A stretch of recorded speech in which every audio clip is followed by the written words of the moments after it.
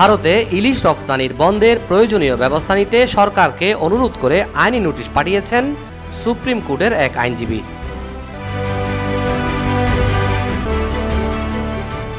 রোববার 22শে September supreme কোর্টের আইনজীবী মোহাম্মদ মাহমুদুল হাসান এই নোটিশ পাঠিয়েছেন।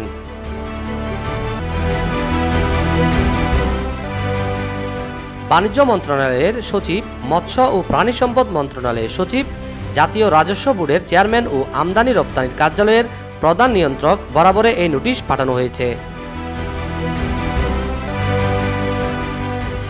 আইনি নোটিশ পাওয়ার 3 দিনের মধ্যে ভারতে ইলিশ রপ্তানি বন্ধের প্রয়োজনীয় ব্যবস্থা নিতে নোটিশের অনুরোধ করা হয়েছে। অন্যথায় এই বিষয়ে ব্যবস্থা নিতে হাইকোর্টে রিট পিটিশন দায়ের করা হবে বলে জানান আইনজীবী। মাহমুদুল হাসান জানান, বাংলাদেশের রপ্তানি নীতি 2021-24 অনুযায়ী ইলিশ মাছ মুক্তভাবে রপ্তানিযোগ্য কোনো মাছ নয়। এ পরিস্থিতিতে বাণিজ্য মন্ত্রণালয় ভারতে ইলিশ মাছ রপ্তানির অনুমতি দিয়ে বাংলাদেশের জনগণের স্বার্থবিরোধী কাজ করেছে।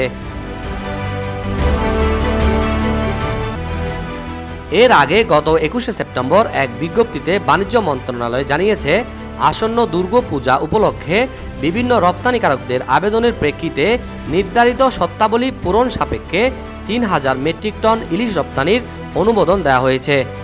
সংশ্লিষ্ট আবেদনকারীদের প্রয়োজনীয় কাগজপত্র সহ আগামী 24শে সেপ্টেম্বর দুপুর 12টার মধ্যে বাণিজ্য মন্ত্রণালয় বরাবর উপসচিব, রপ্তানি 2 শাখা, কক্ষ নম্বর 127, ভবন নম্বর 3, বাণিজ্য মন্ত্রণালয়, বাংলাদেশ সচিবালয়ে আবেদন করার জন্য নির্দেশনা করা গেল।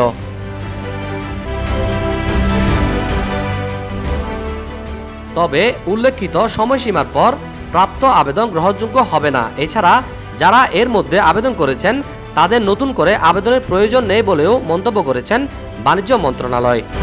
Desk report, media express.